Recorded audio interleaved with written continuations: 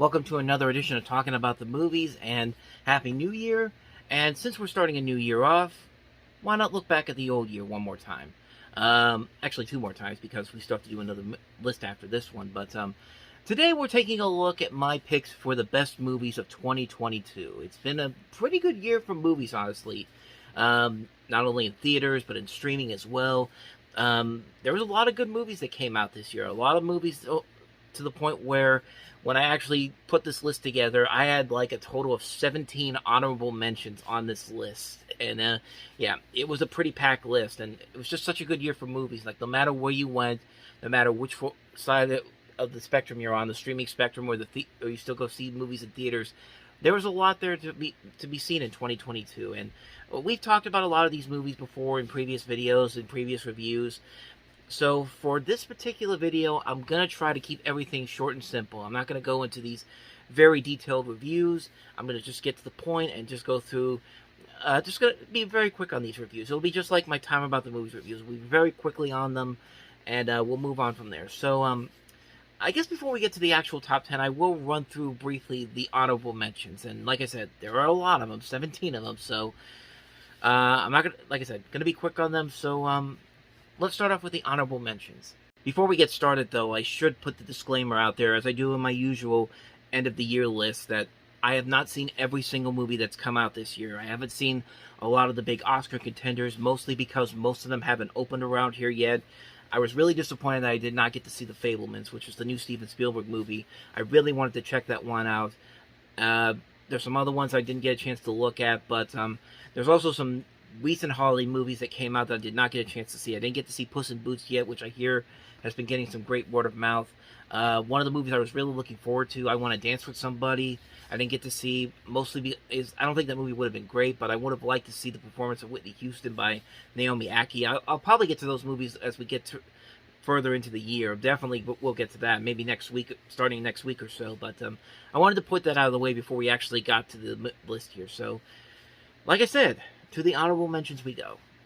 So first up, we have Prey, Dan Trachtenberg's prequel to the Predator series, which I've said before, the Predator movies overall have been much more enjoyable for the most part than the Alien movies. Like, you still have Alien and Aliens, which are sci-fi classics, but everything after Aliens, it just has not been as good as the first two movies. But with the Predator movies, there's only been one really bad Predator movie that I can remember, and that is, shockingly, the Shane Black directed The Predator, which was a movie that really looked great on paper. I mean, Shane Black is a genius filmmaker, but that film just was all over the place in terms of tone and what they wanted to do. But Prey really does deliver probably the best Predator series since the first one, maybe even better than the first one, with a great leading performance by Amber Midthunder, some great visuals, some great kills, some great looks of the film, a great story to tell, a phenomenal film. I'm kind of ashamed that this didn't make it to theaters, because this would have been something that I think should have been a theatrical experience, but it is on Hulu, and I highly recommend you check it out.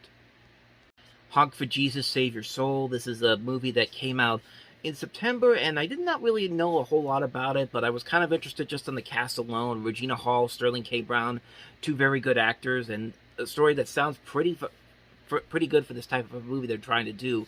They're playing the first lady and the pastor of a megachurch who attempt to reopen and rebuild their congregation following a major scandal. Jordan Peele produced this movie. You also have Nicole Beharie from Sleepy Hollow, Daniel Kaluuya from Get Out, who's also one of the producers on here. I found this movie at Target during a buy two get one free sale, and I'm kind of glad I did, because this is actually a pretty fun movie. The movie actually does take some pretty good jabs at the megachurch phenomenon, and I think it does a pretty good job of really targeting these people, and it makes for a very fun satire of just the megachurch concept overall, and just the organized religion concept, and stuff that we've seen done parodied many times. Like John Oliver did a great bit on Last Week Tonight many years ago about this. But yeah, I'm glad I found this movie. I feel like it's going to be a little bit of an underrated gem. If you haven't seen it, definitely check it out. You can watch it, and you can see it on Blu-ray, and you can also find it on Peacock too if you're interested.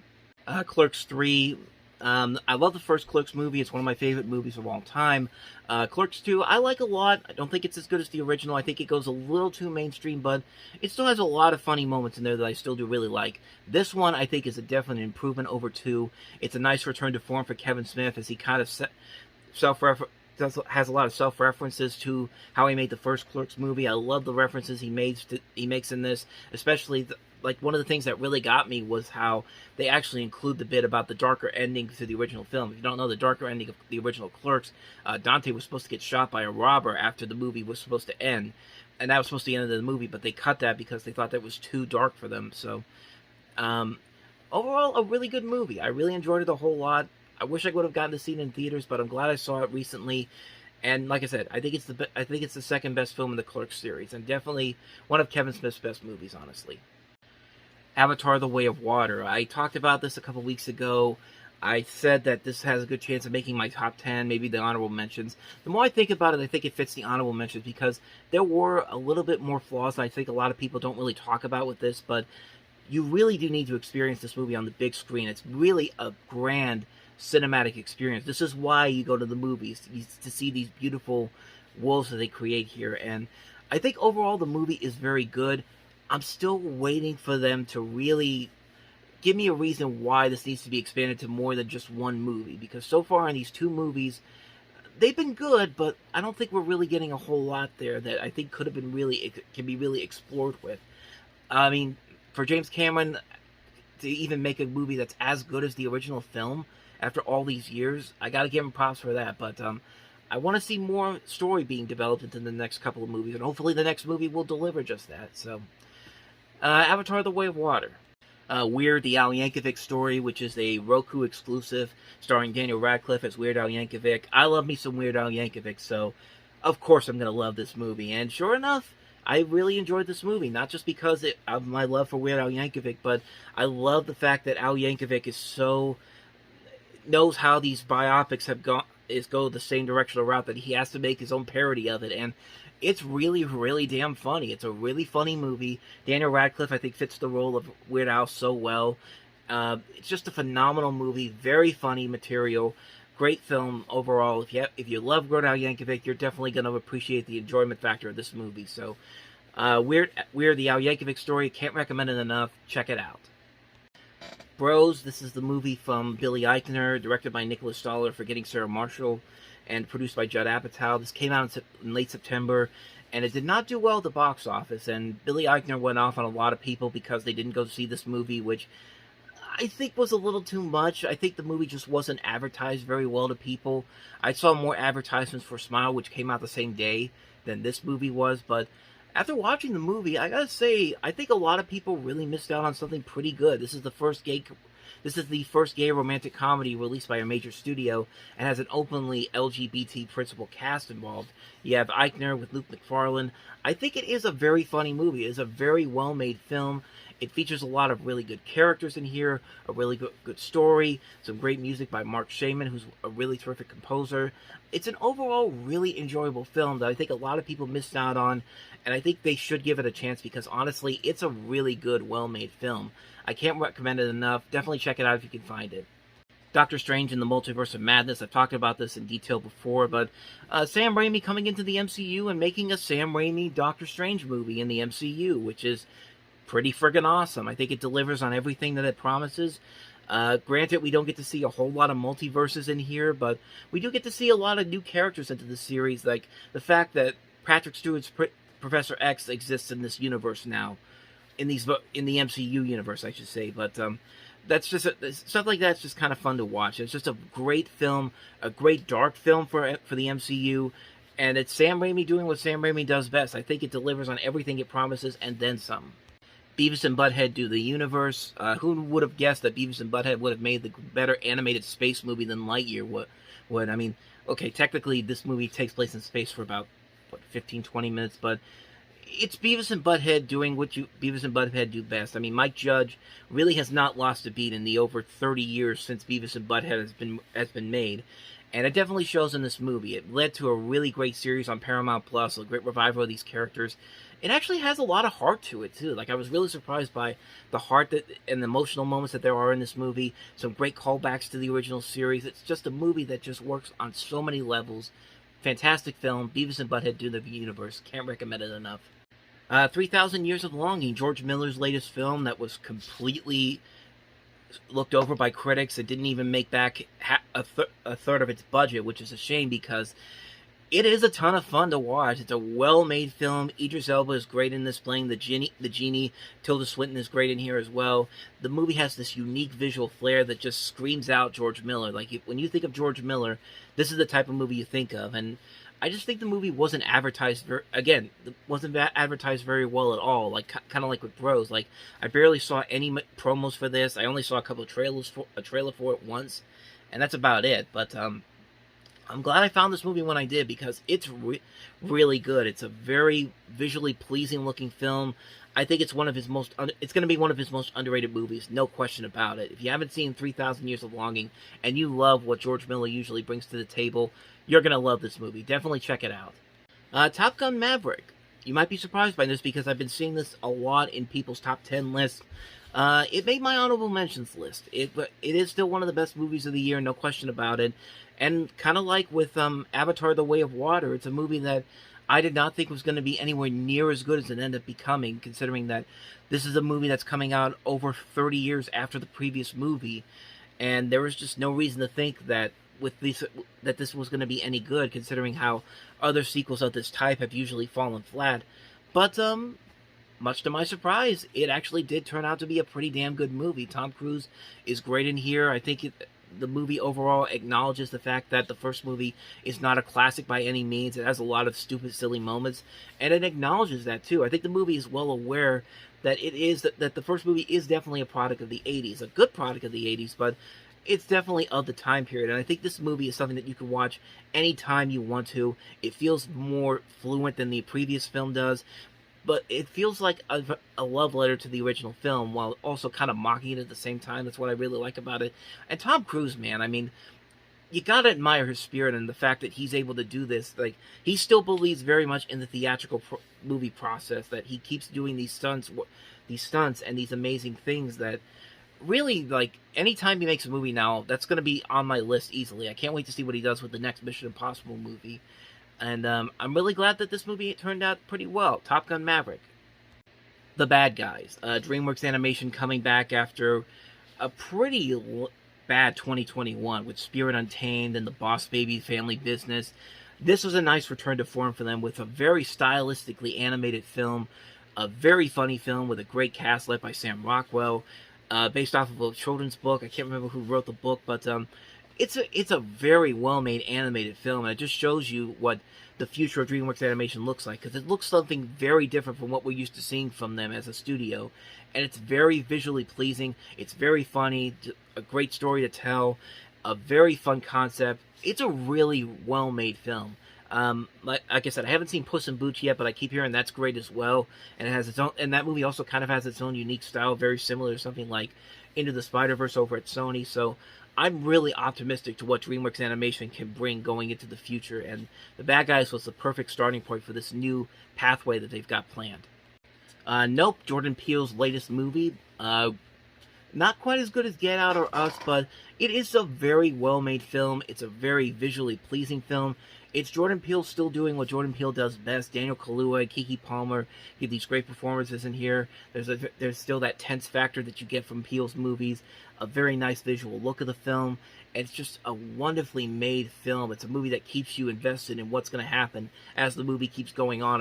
And it's a ton of fun. It's a well-made film. Like I said, not quite as good as anywhere near the levels of Get Out or Us, but it's still a very good film. Jordan Peele's still killing it. Wonderful job. The Adam Project, a nice return to form for Sean Levy and Ryan Reynolds, who were just coming off of Free Guy, and a movie that's very reminiscent of like 80s style family adventure films, like stuff like Explorers or Flight of the Navigator or Batteries Not Included or a bit of E.T., and you mix it in with the levels of modern movies like Frequency, Super 8, and Stranger Things. Ryan Reynolds is a ton of fun to watch in here. The casting overall is great. The visuals overall are very impressive, and While it does have a very formulaic story and a little bit too cliched riddle for its own good, it is still a very good film. It's a film that really was one of the big surprises of the year. I was not expecting to enjoy this movie as much as I did. Spirited, this is Ryan Reynolds and Will Ferrell starring in a new different kind of adaptation of A Christmas Carol. This is very different from most adaptations, and really, it's pretty good for that way. Like, this is my first time getting into some of the Apple TV Plus stuff. I saw some of the Peanut specials and a little bit of Ted Lasso, and I wanted to check this one out the most, and I'm glad I did, because it definitely delivered more than I thought it was going to. I love A Christmas Carol. It's one of my favorite Christmas stories of all time, and I do like that this takes a different turn than most adaptations do. And it works mostly because of the great music that they have in here, a great cast with Reynolds, Farrell, and Octavia Spencer. Just a terrific film, a really good film that I think is going to become a little bit of a Christmas classic as the years go on. It's something that definitely makes me want to see more from Apple TV Plus, because they are really putting out these theatrical caliber films, but they're doing it on a simple streaming service, and I think it works out pretty well in this case as well, with Spirited being as good as it was. So, yeah, this is definitely one I want to watch every Christmas. Christmas Story Christmas. I was very surprised by this one, too. I mean, every Christmas Story sequel that they've tried to make after the first movie has been either really bad or just not very good whatsoever. But, I was pleasantly surprised by this movie. I really was not expecting it to be as good as it was, and it's not the first movie. It's not the first movie by any means whatsoever, but you know what? Considering what we've had to deal with since then, it's nice to know that there actually is a legitimately good Christmas Story sequel that's actually does kind of follow what makes the first movie so special. It doesn't and I like that there is a little bit more of an emotional feeling to it, since there's a lot going on in this movie, and Peter Billingsley, once again, fits back into this role so well. There are times where it does get a little too nostalgic-y like the first movie does, but you know what? Compared to what A Christmas Story 2, the direct-to-video movie, and A Christmas Story Live ended up becoming, I would gladly take this any day of the week. So, yeah, pleasant surprise with A Christmas Story Christmas. Next up, Violent Night, another great Christmas movie in 2022. We had some good ones in this year, but this was probably the best of the bunch. I mean, this is a movie that just is so much fun. David Harbour as a John McClane-esque type Santa Claus. It's basically if Die Hard really was a Christmas movie, which you could make the argument that it isn't or isn't, but I'm not going to get into that one as well. But it's just a ton of fun. This was a movie that was one of those big surprises that I think nobody really saw coming, but God, it was a ton of fun. It was very fun. It was nice to see David Harbour take the lead in something that was much more to his liking than something like the Hellboy remake that came out years ago. But this was a ton of fun. It was not only action-packed, it was not only gory as hell, over-the-top violent, but it also had some good emotional moments too. Like, there were moments in there that really, really were heartfelt and actually took me by surprise. And it's just a really, really damn good movie. I mean, anytime you've got Bryan Adams' Something About Christmas Time playing in the background while Santa Claus is just decapitating terrorists, I mean, what's more to love about that? I mean, what else do you need to really recommend this movie? Violent Night, if you didn't see it this Christmas, definitely check it out next Christmas. And last for the honorable mentions, Darby and the Dead, a movie that I was not expecting to be anything too great. I thought the trailer looked kind of fun. You got Aaliyah Cravalho from Moana playing the popular cheerleader in this. You also have Riley Downs as the lead girl in this. And it was a movie that I really didn't go into with a whole lot of expectations, but I saw the movie and I was just kind of like, you know what? This is actually pretty fun. This is a really fun movie. It's nothing too grand. It's nothing too spectacular, but you know what? It does deliver on what it promises, and it does lead to a lot of good, funny moments. I think the writing is very good.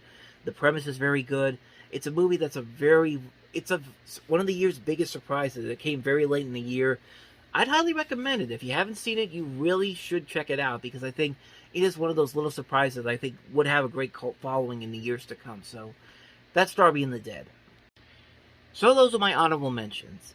Now let's actually get to the good stuff. These are my personal picks for the top 10 best movies of 2022. And we're going to start off with a movie that I probably will be the only person that puts this movie on their top 10 list, but I can't help it. I think a lot of people have misguided this movie so much. Number 10, Disney's Strange World. It's a movie that a lot of people thought was going to be one of the worst movies of the year from the early word of mouth it was getting, the fact that there was no marketing for it.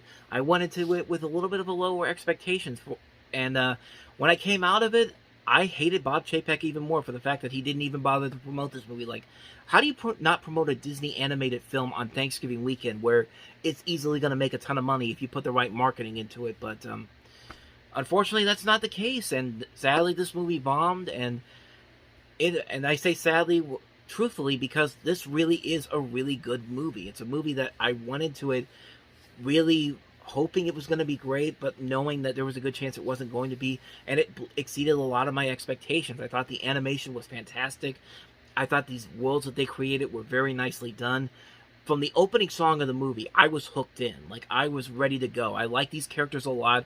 I like that the movie did things that other Disney movies tried to do but failed miserably at. But here, they simplified those factors and actually made something really good. Like, the whole thing about Searcher's son being gay is brought up in here, but it's not brought up in a way where it's like something that can be easily edited out so quickly. But in this case, it actually does work for the most part. Like, I think it's a very good little side plot there, but it doesn't get away from the actual story going on, and it is a very good story. It has there's a lot of great things going on in here. The music overall is very well done. This is a phenomenal score. The animation is great. The voice cast, fantastic. Dennis Quaid, Jake Gyllenhaal, Gabrielle Union, Michelle Rodriguez. Just a great cast overall.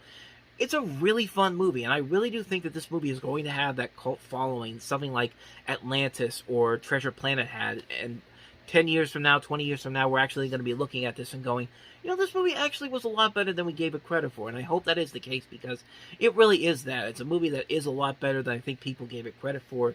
Strange World, if you haven't seen it, check it out on Disney+. You will not be disappointed if you go into it with the right note. Number 9, Sonic the Hedgehog 2. The Sonic the Hedgehog movies have been big surprises. I don't think anybody really expected a lot from the first movie, and it actually turned out to be a pretty good movie and one of the best movies from 2020.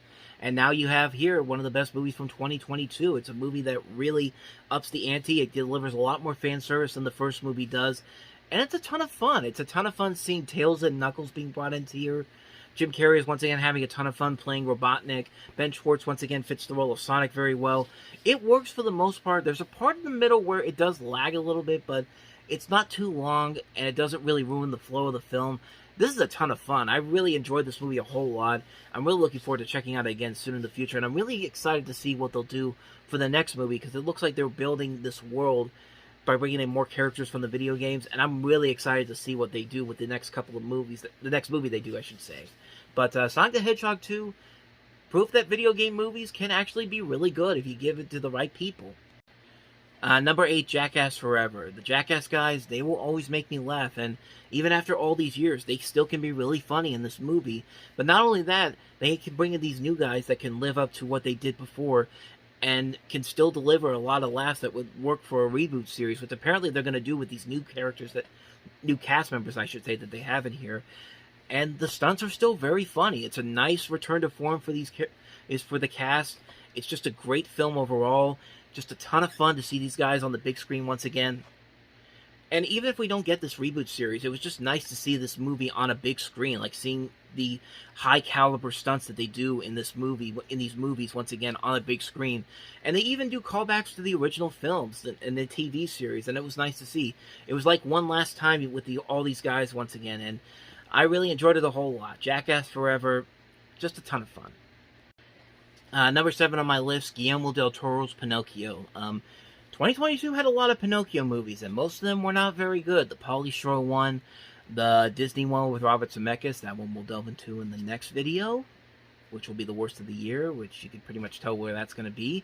But at least we ended the year on a high note. Guillermo del Toro with a stop-motion version of Pinocchio based more on the original stories, and it leads into a really damn good animated film. It's a really good movie for just stop-motion alone, but it's also a nicely done telling of the original story, like the original darker story. Like, it proves that Pinocchio could be a little bit of a jerk sometimes, a little bit of an asshole, but you know what?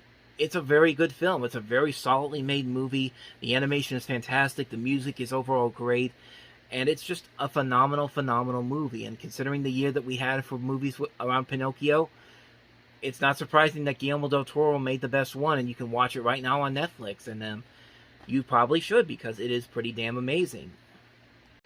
Number 6 on my list, the Bob's Burgers movie, a movie that I've seen more times than almost any other movie this year. I can't help it, man. I love the show. I love the movie so much. I was really looking forward to the movie more than Top Gun Maverick when it came out. And it was just everything that I asked for and then some. It's a great animated film. It's a good story overall.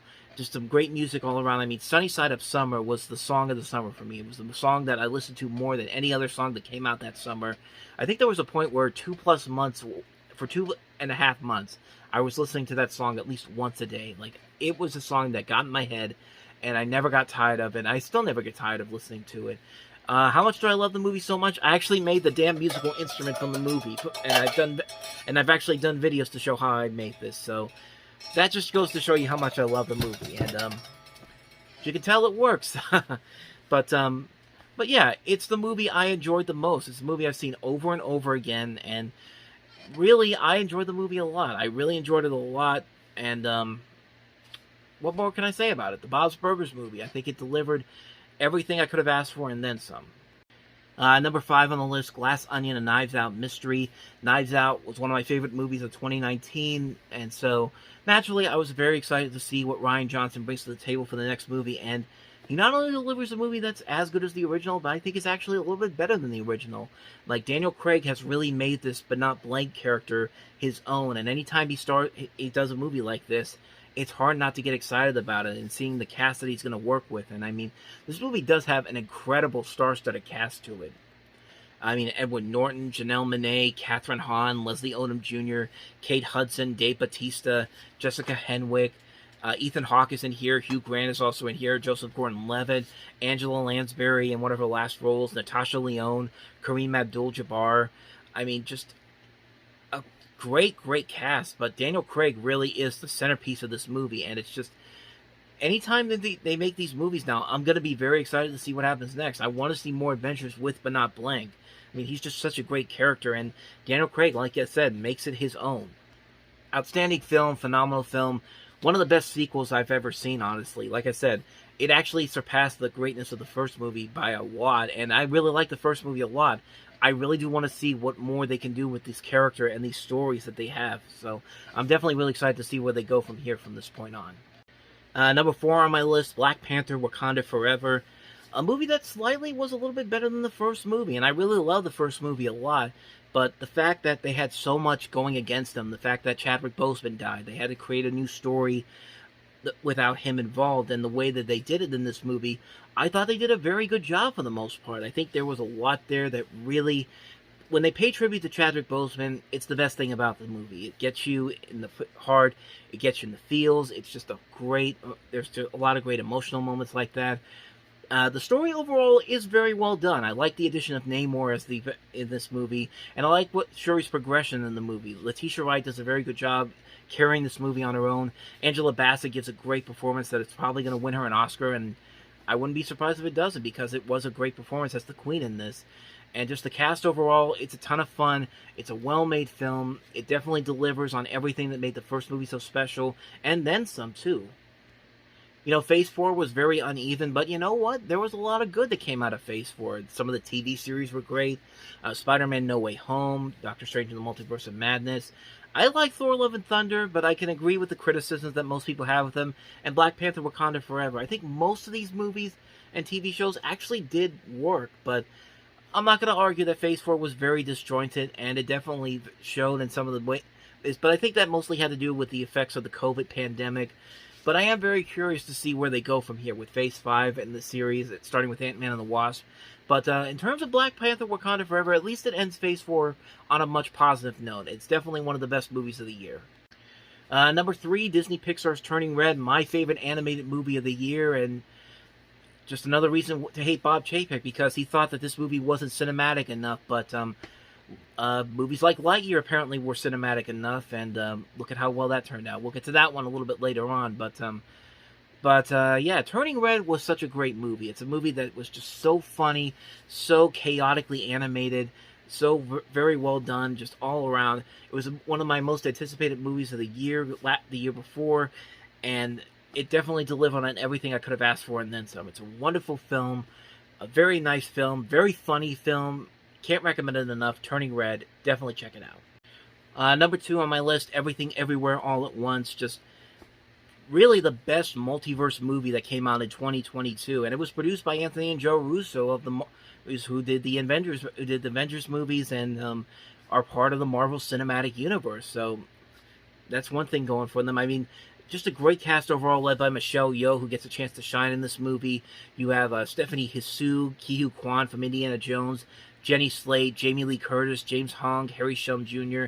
The movie has these great multiverses they go into: surreal comedy, science fiction, fantasy, martial arts, animation, and it just works on so many levels. It's a movie that's visually beautiful to look at. The visual effects are amazing. It's very topical. The directing, the comedy, the writing, the handling of such emotional, heavy moments.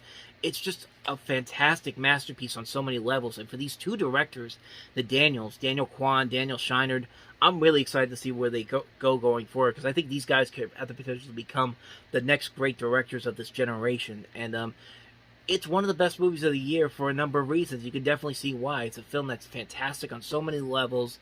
I can't recommend this movie enough. Everything Everywhere All at Once. Definitely check it out if you have not seen it. And last but not least, my number 1 movie of 2022 is The Batman. Just a fantastic, fantastic movie. Not just a great comic book movie, but maybe one of the best superhero movies ever made. Matt Reeves, best known for his work with the Planet of the Apes series, comes in here, brings in Robert Pattinson as Batman, and just creates this incredible adaptation of Batman that we haven't seen done in a long time, not since The Dark Knight.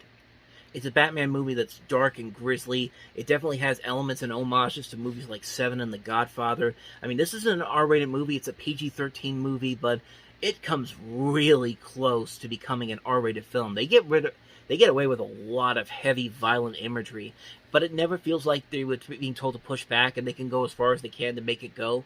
The visual look of the movie is amazing. You've got the cinematographer from Dune.